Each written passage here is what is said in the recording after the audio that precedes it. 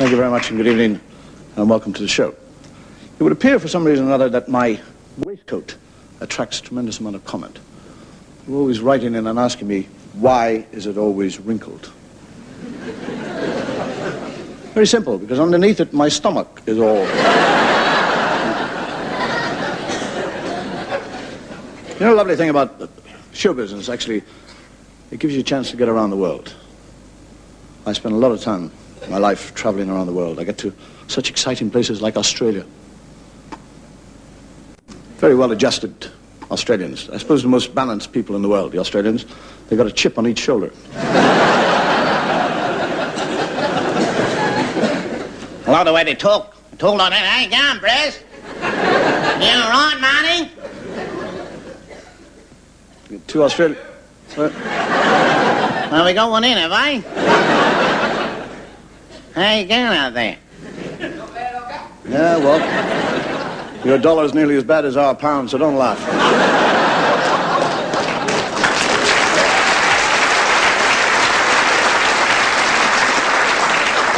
Now, they're very, very male, the Australians. They like to see them as big bronze fellas. And two of them talking, and one says, Hey, Brez. He said, what's that, Barry? He said, what would you do if you found a fella in bed with your wife? He said, well, I'd kick his dog and break his white stick. And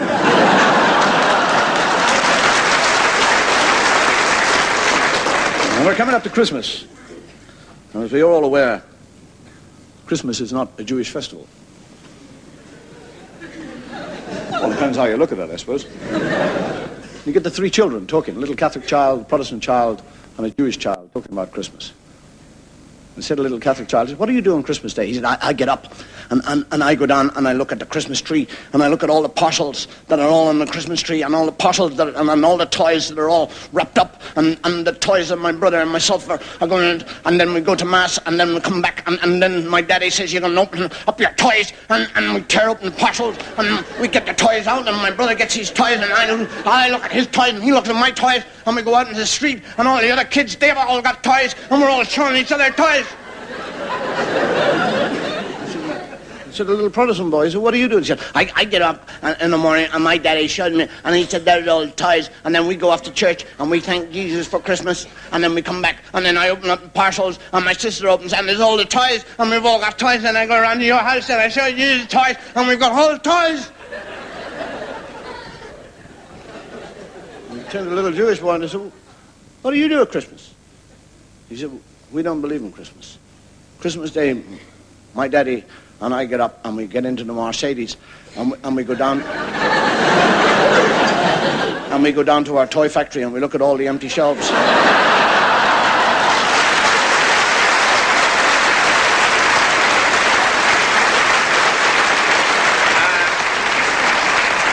And then we sing three choruses of Don't We Have a Good Friend in Jesus, and then we go to Menorca.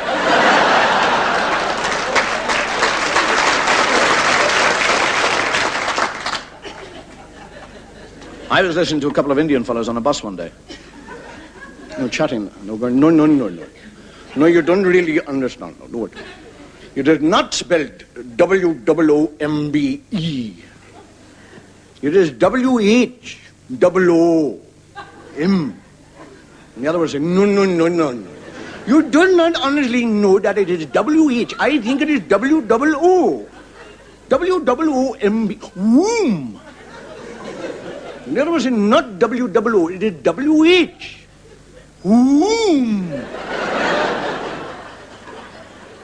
And I said, excuse me, gentlemen, I don't wish to interfere, but I do know that English is not your first language, and the correct spelling is neither W-H or W-O. Womb is spelt W-O-M-B. And this fellow looked at me and said, excuse me, kind sir, with all due respect, I doubt very much whether you were ever seen an Indian elephant, let alone heard one break wind.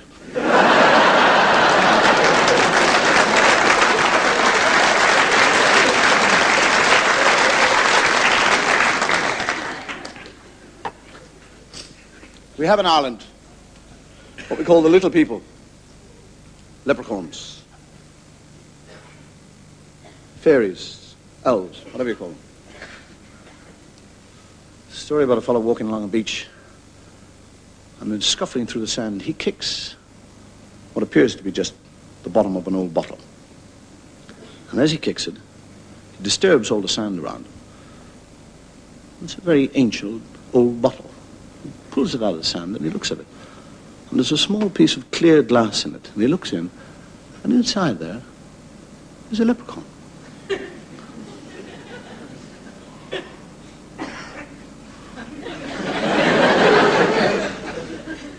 And the leprechaun says, "Let me out. Let me out. The wicked witch locked me in here 3,000 years ago. And I've been in here ever since. And I always said over the first 1,000 years I was in here that the first fella to let me out of here, I'd give him anything. And then I sat in here for another 1,000 years.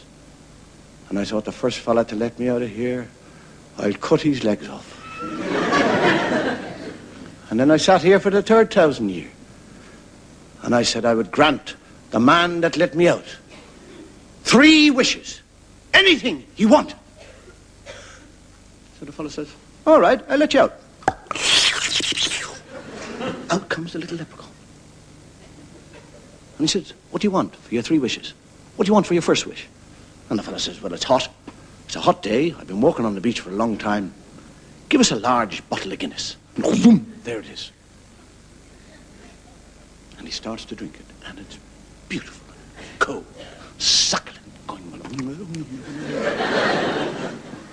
And the leprechaun says, "What do you want for your other 2 wishes?" He said, just wait a second. He said, "Don't hurry me. You've been in that bottle for 3,000 years.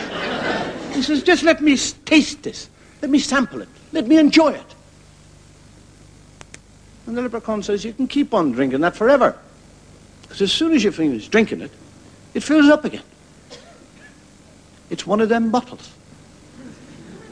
And the fellow says, "I don't believe you." He said, "Well, try it." And he goes, totally empty. And he goes, fills up again. He goes, fills up.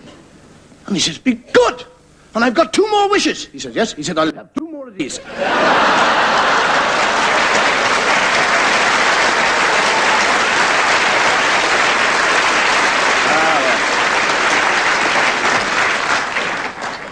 I think on that note, I might just show you some sketches.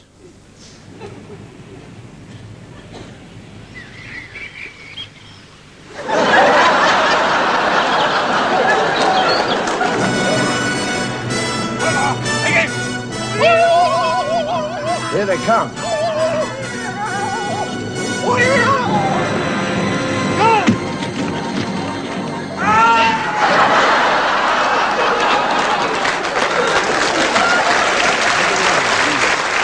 Nope. Shut the gate!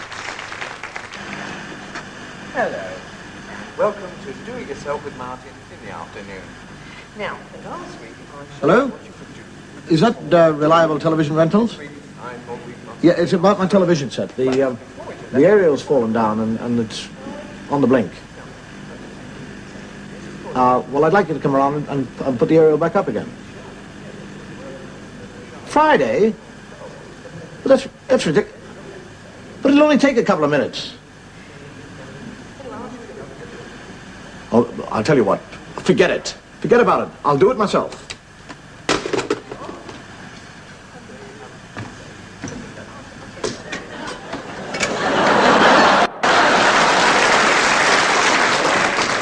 How many mines have you laid, Sergeant? 563, sir.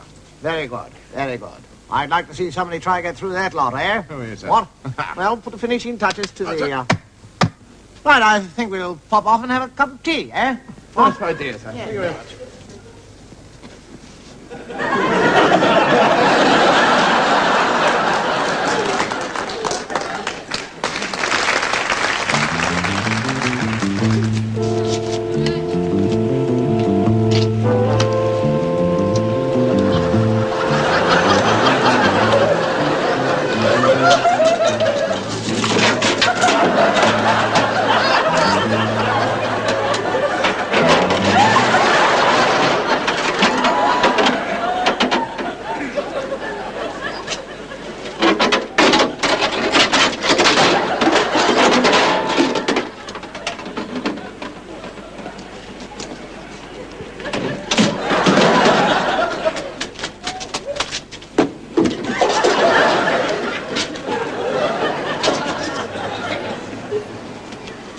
this your car?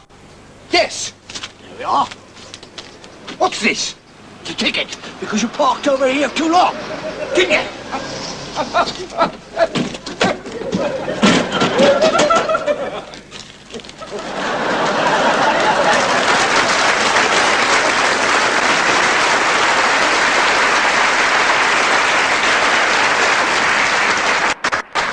You might remember during the last show I was talking about the English language and how very strange it is. And it's all right for us because we basically understand it, but what about foreigners? I mean, just trying to say hello to a German is like starting a quiz game. How are you? How am I what? Well, how do you do? How do I do? Well, what I mean is, how do you find yourself? I get out of bed every morning and there I am. I mean, how do you feel? How are you feeling yourself? That is a very personal question which I refuse to answer. Extremely odd language, because there are so many words which sound alike but which have totally different meanings, like one person, or I won the game. I was listening to a race horse owner talking the other day, and he was talking about his horses, and it sounded like a telephone number. That one won, and that one won two, and that one won two, and that one won two too. You get words like you, the tree, you. Sheep, you the person. Was that you I saw sitting under the yew looking at the yew? Were you looking at the yew, or was the yew looking at you? Why don't you say, what were you doing under the sheep looking at the tree?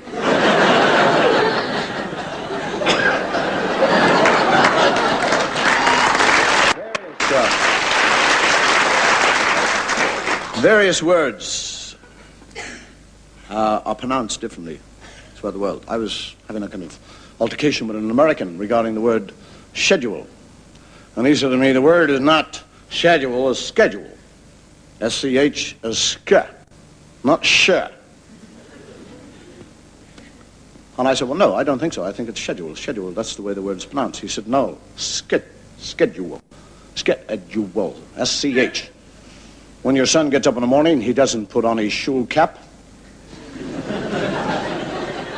get his shul satchel and go off to shul, unless he's Jewish.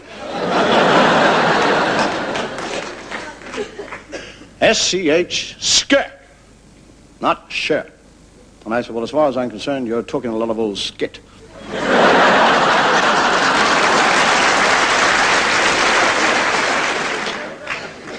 And names actually are incredible in England. I mean, you get a name like Cholmondeley. Not pronounced Cholmondeley. Chumley. So I suppose when you pronounce Bottomley, you've got to be very careful.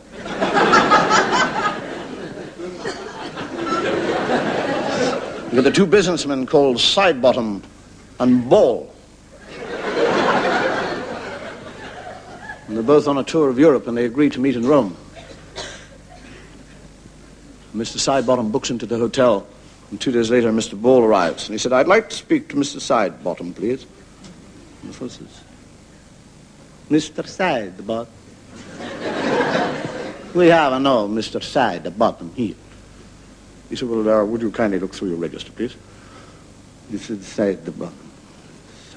Ah, we have a Mr. Sidebottom. Is it really? Well, in that case, would you tell him that Mr. Testacola is here to see him?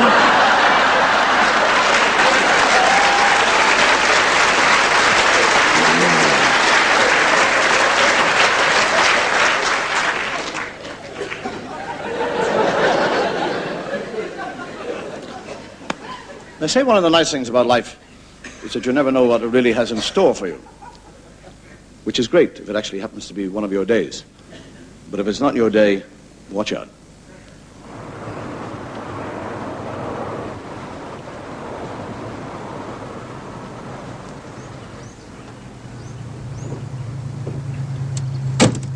Your curtain bag, sir.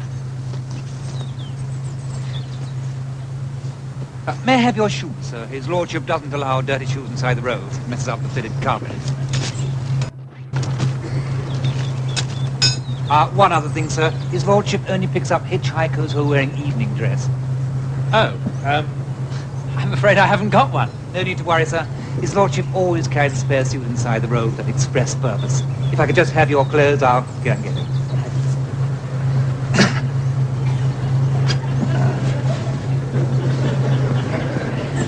There we are. Thank you, sir.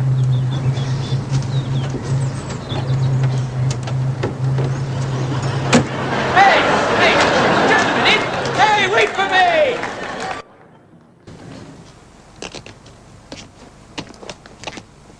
right. Well, so far we've got speeding, dangerous driving, failure to stop at a traffic light, failure to stop when asked to do so by a police officer, and driving without due care and attention. Now, let's have a look at the car. Oh, sailor!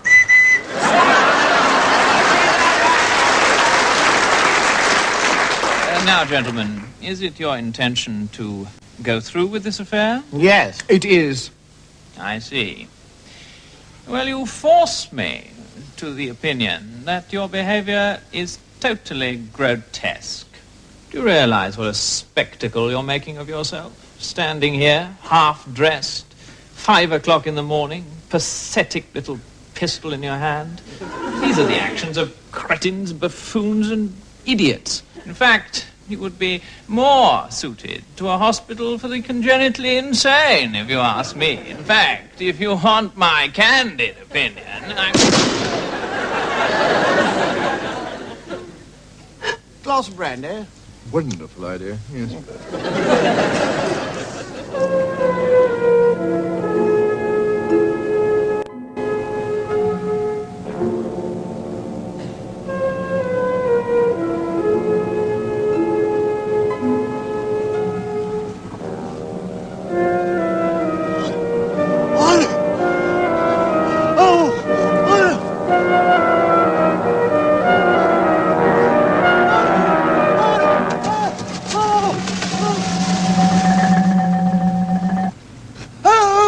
I can't swim!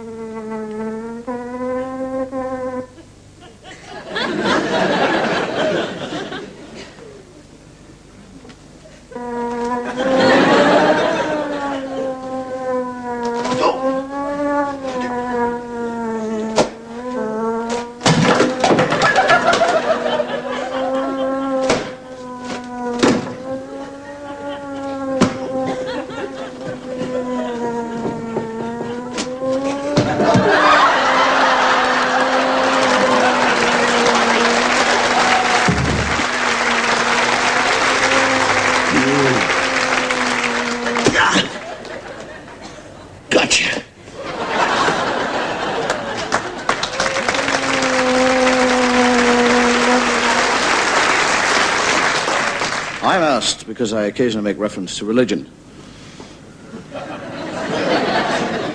What religion my children have been brought up in. And I insist that they are brought up in my religion. That is, if they can ever find out which one it is. Do you know, for years I was convinced that God lived in the bathroom at home. Every morning my father would have got, bang on the door and say, "God, are you still in there?"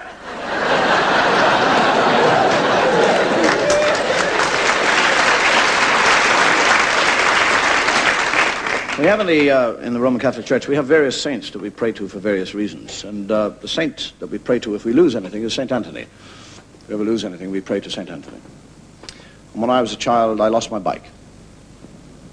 And I went to church, lit a candle, and prayed to St. Anthony to get my bike back.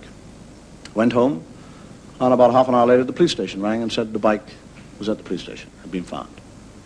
Went and collected the bike from the police station. Totally pleased, happy, joyful to get my bike back. And on the way back, I cycle past the church and I think, just pop in, and as a matter of courtesy, thank St. Anthony. And I go in, light another candle, say, "Thank you, St. Anthony," and I come out and the bloody bike's gone.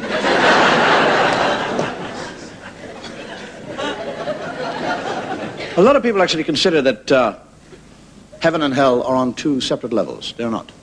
They are side by side, divided by a fence, a wooden fence. And one day God was walking around heaven and he started to inspect the fence and it's fallen down. All bits and pieces fallen off it. Like, it was, "Mr. Mistopheles! Nick!" The devil comes out and he said, "What do you want?" I said, "The fence, look at it. Falling down. And the posts are on your side. This fence is your responsibility. When are you going to do something about it?" And the devil said, "Screw you." And God said, "Well, if you do not do something about this fence soon, you are going to hear from my solicitor." And the devil said, "Where are you going to find a solicitor?"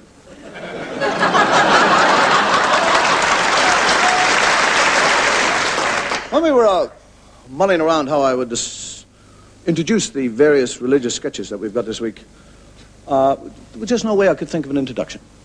So what I thought, what I'll do is I'll take down the Bible, I shall leave it on the table, I'll go off, I'll have lunch, I'll come back, and I will open it at random. And God, who works in strange and mysterious ways, will inspire me to find some sort of introduction for these religious sketches from what I first read. And believe it or not, it worked. I opened the Bible, and there it said, "Joseph said unto his father, Not so, my father, for this is the firstborn. Put thy right hand on his head." Now that might appear to be a strange way to introduce religious sketches, but I am not going to argue with the boss.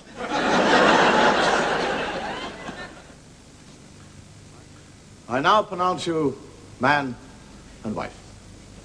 You may kiss the bride.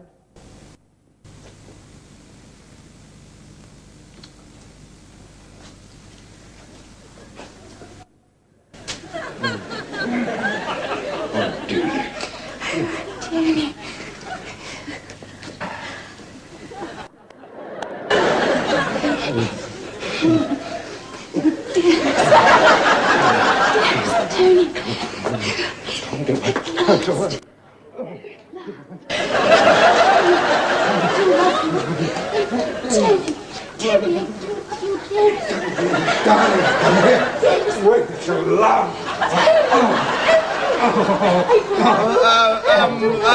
I think the rest of us can go and have some photographs taken. Good morning, missus. Do you have a confession? Oh, yes, good morning, Father. I'm terribly sorry I'm late. Oh, I'm a bit breathless, you see. I nearly missed the bus coming here. Well, I didn't mean to miss it. You know, it's me clock's wrong. Mind you, I mean, it's a pretty old clock. No, it's not old. Can I hear your confession, please? Yes, well, I am. You see, I'm always late. Oh, Father, I'm always late for Mass. I do apologise. But that's why I went and got this clock, you see. I went and bought it, when was it, about last August? No, yes, that's right, the last week of August, that's right. Well, we just got back from Clacton then, you see, at the club. Madam, I'm not interested in Clacton or your clock. Can I hear your confession, please? Oh, yeah, well, you see, it's about that, you see, Father, because it was because of Clacton, because I took this Mr. Reppion out, you see. He's manager of our club. He goes and arranges our holidays at Bournemouth. No, Bolton, that's right, Bolton, every year. We were very, very sick of this, so we said, you know, could he find somewhere else? So I took him to the club to have a few drinks just to butter him up, you see. Well, naughty, wasn't it? But it worked like a little dream. So he said, all right, then we could go somewhere else. So he decided, I think, between him and his daughter, that's right, his daughter, that we could go to Clacton. Oh, you like his daughter, you know. She works at the co-op. No, she used to work at the co-op, that's right. She now works at the bank. Well, she had a very nasty country Tommy with this manager chap, you know, at the co-op. Oh, well, I mean, he's not a nasty bloke, really. He doesn't mean it, but I've had a bit of a so-and-so with him myself, you know, all over the sales stuff. See, there was a pair of gloves, a sort of sludge green colour. It didn't go with my coat, you see. I wanted brown, nice brown gloves, you see, because it goes with a nice checkered new coat. I also got in the sale, you see, because I don't believe in all that cruelty to animals. It's dreadful. No, this is quite artificial, you see. But there was a programme, you know, about that on the television the other night. No, it wasn't last night. It was the night before, I believe. That's right. It wasn't last night. It was yes, it was. No, last night was the World War. That's right. I was in that. No. In the World War. No, that was the First World War. No, this was the Second World War they had on last night, because I used to help in the war, you know, in munitions. Yeah, well, I didn't help down in the trenches with all them poor little boys, you know, having a terrible time with the... Next. Oh, I know, but the war, it's a terrible thing, you know. I don't believe in all that butchery and all that nasty thing. Mind you, talking about butchery, Mark then got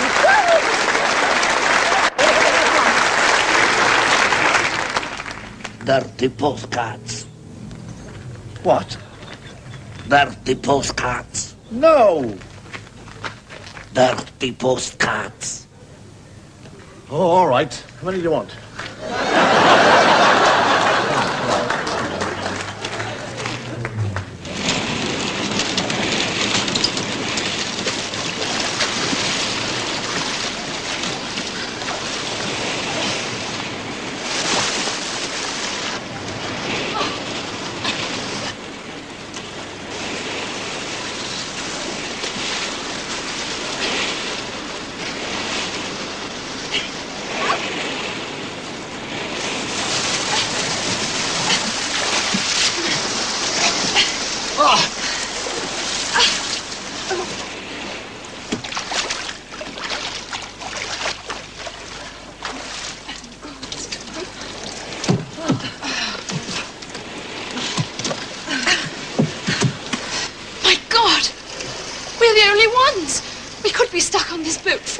Before we're rescued. Even worse, we could be marooned on a desert island. For years.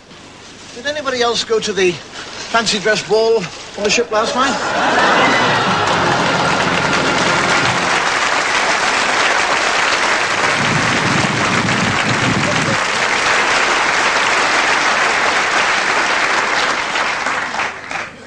According to Greek mythology, the god Zeus created woman to punish man. He created a woman called Pandora. He gave her two things. He gave her a box, which he told her never to open, and he gave her a curiosity which he knew that she could not contain. He knew that eventually she would open the box and release upon the world all the ills and evils that have plagued us since. Tonight, I would like to tell you a true story that not only illustrates that the sin of curiosity still lies in a woman's bosom, but I would also illustrate with horrifying clarity that the power of the supernatural still exists. My story begins in Ireland around the turn of the last century. a young man returned to his ancestral home with his bride. And for the first few weeks there, she busied herself getting to know her neighbors, the countryside, her servants, but above all, the house that was her home. It was a large, rambling type of house with nooks and crannies, long, endless corridors, interjoining staircases. She was quite happy exploring this house for hours upon hours, until eventually she thought she knew the house from cellar to attic. And when she thought that she knew the house from top to bottom, she discovered herself one day in the west wing in a corridor she had never seen before.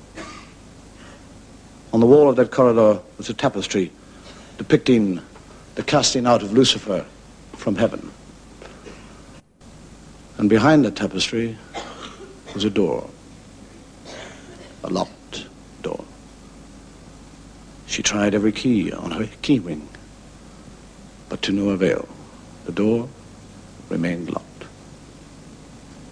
She placed her ear against that door and thought that she heard sounds similar to the sobbing of a child. She asked her servants about the door, and all they would do would avert their eyes and say, "Ask the master." And that night at dinner, she did. She said, "What is the room? What is in there? Why is it locked?" A coldness came over her husband. He looked at her with eyes that were both angry and frightened. He said, "You must never, ever attempt to enter that room." And she said, "Why?" And he said, "I do not know. All I know is that in 400 years my family have lived here, nobody has ever set foot in that room, and nobody will. Please do not bring up that subject again. Do not talk to me about the room or the door." The weeks passed, but she could not get rid of this thought of the door. She was intrigued with it. Her curiosity was aroused. The room was like a magnet. It drew her back time and time and time. She would stand in front of that door and wonder what was in there. And then fate smiled on her, or so it seemed. One day when she was placing some flowers upon an old dresser, she noticed a small recess. She put her hands in, and as she put her hand in, a small wooden lever moved underneath her exploring fingers. A panel, the back of the dresser, slid open, and there was a dust-covered key. She knew, without any doubt, that she had found the key to the locked door. Now, the chance for her curiosity to be satisfied. She waited, she waited, she waited. Until finally her husband was called away on business. He would not return till the following day. That night, she dismissed her servants early. She retired to her room and waited.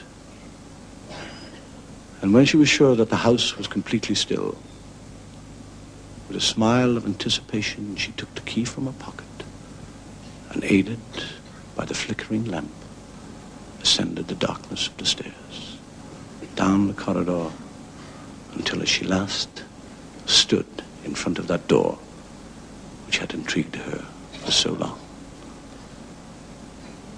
With beating heart, she put that key into the door, and a single hollow click. It opened, and the door slowly moved inwards.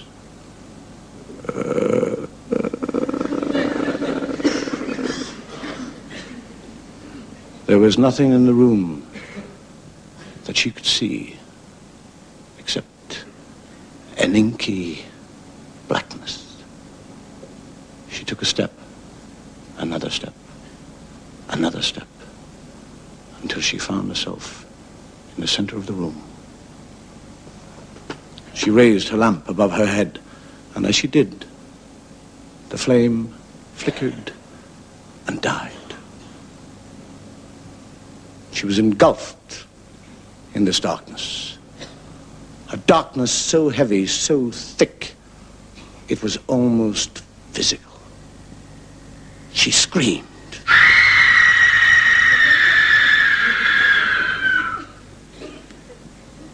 It was the scream of a woman totally terrified. The scream of a woman who knew that she was about to be destroyed by her own curiosity. A woman screaming because she had finally found out what was in that room. And mingled with her own screams was another sound. A sound so obscene, so primeval, it defied definition. She looked over her shoulder only to hear the door slowly close, knowing that whatever escape she had was cut off. And as the door closed, it not only cut off her escape, it cut off her last fearful sobs.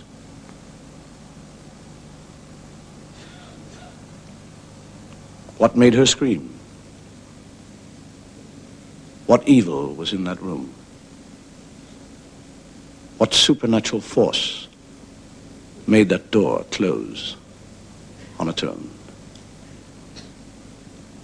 I have no idea, but if I ever find out, I'll let you know.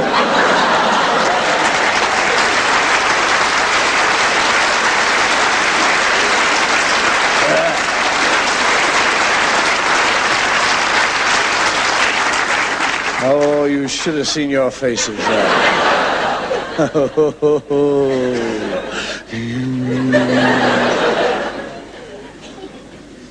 There's nothing to fear about the hereafter. There really isn't. Because true love transcends all barriers. True love will pass by. True love will continue to live after death. Heathcliff. Heathcliff.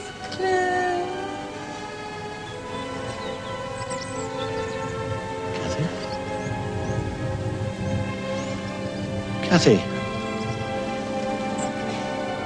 Heathcliff.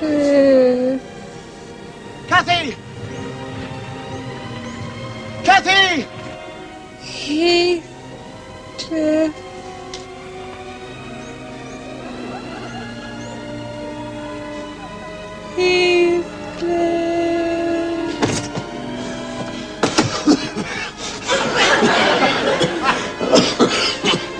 Kathy? My darling. Goodbye. Oh, Kathy. Oh.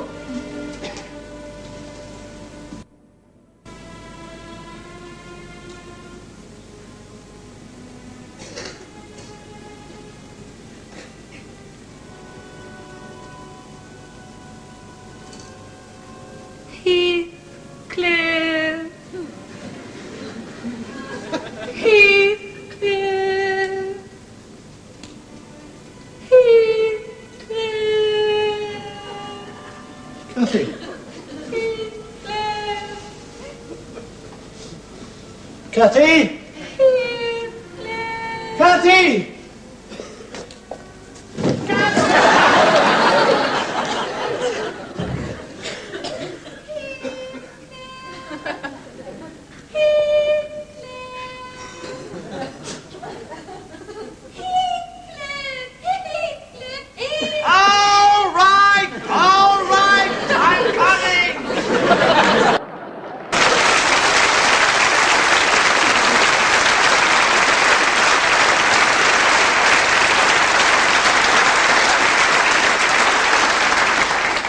night. Thank you. May your God go with you.